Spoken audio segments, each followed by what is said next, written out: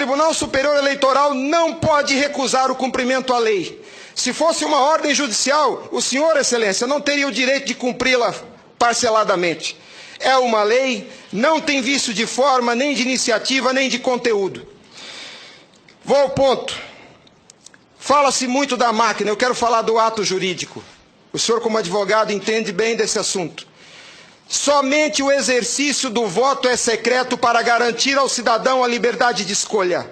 O ato seguinte, porque o processo eleitoral é feito de etapas, o ato seguinte é um ato administrativo.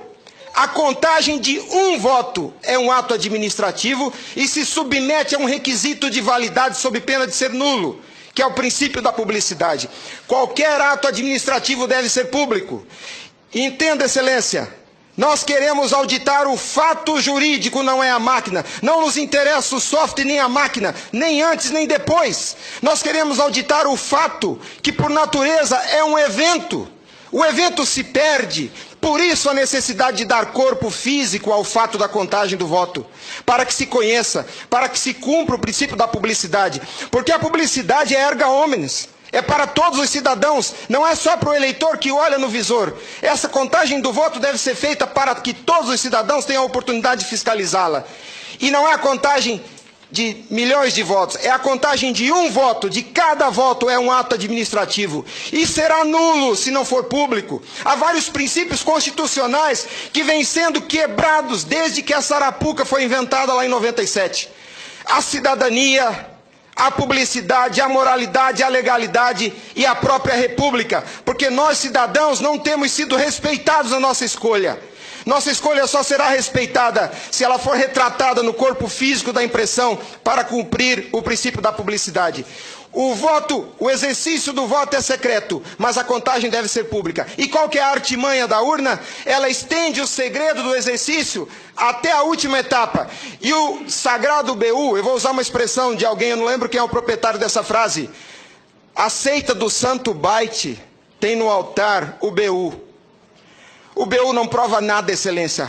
Quando o BU é imprimido, já houve a contagem dos votos em segredo. A fraude já aconteceu, porque cada voto contado deve ser público. O BU informa ao senhor, excelência, o total. Nem no condomínio onde eu moro não aceitaria uma eleição assim. Imagine, excelência, se eu fosse candidato a síndico, colhesse a urna e fosse contar dentro do meu apartamento e voltasse e comunicasse aos condôminos. Aqui está o resultado, eu fui eleito. O BU é a prova da fraude, excelência. O BU é a prova da fraude.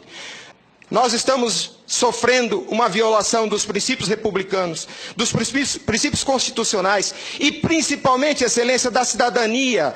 Porque nossa cidadania só existe na medida em que nosso voto seja respeitado. Porque ele é o instrumento do exercício da cidadania, porque através deles elegemos os nossos escolhidos. E a nossa eleição, a nossa escolha tem sido apurada em segredo e o fato se perde. Por isso que os adeptos da seita do Santo Byte dizem que nunca há fraude. Porque quando se procurar o fato dentro da máquina, ele já não está mais lá, ele está no BU. E o BU só tem o total da contagem dos votos, excelência.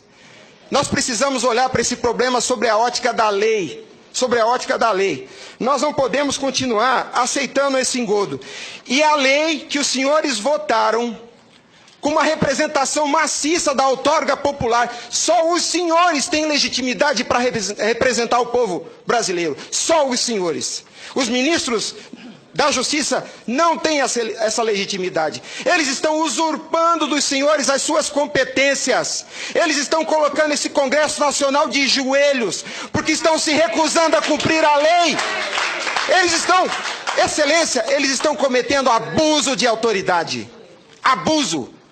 Porque essa lei que os senhores votaram com 71% do Congresso Nacional, a derrubada do veto teve um peso de outorga popular maior do que as emendas à Constituição. 71% do Congresso Nacional disse, em nome do povo, será impresso o voto. E a lei, excelência, não tem discricionariedade. A lei não permite fracionamento. Fracionar o cumprimento da lei é um abuso, é uma violação, é uma teratologia. Não há possibilidade de se fracionar o cumprimento da lei. Os ministros, quando sentam na cadeira do Tribunal Superior Eleitoral para administrar esse serviço público, que é a eleição. A eleição é um serviço público, não é jurisdição. Não é um ato jurisdicional. Quando eles lá, sentados em seus gabinetes, estão administrando o processo eleitoral, são administradores sujeitos aos princípios constitucionais, como qualquer agente do executivo. A hibridez da justiça eleitoral tem confundido o povo. Mas a competência se dá, a função se dá em razão do cargo, não do indivíduo. Quando eles estão se desincumbindo do processo eleitoral, estão executando ato administrativo, não são juízes. E vejam o absurdo, excelência, um administrador público que por acaso usa toga, se arvoca o poder de desrespeitar a lei que os senhores votaram. Nossa república está à beira do abismo. Se os senhores não se colocarem em pé e defenderem a sua legitimidade da outorga e aceitarem esse abuso de autoridade, acabou a república, excelência. Acabou a cidadania. Então nós somos escravos. Nós seremos escravos se a nossa escolha e a lei que os senhores votaram não for respeitada. Obrigado.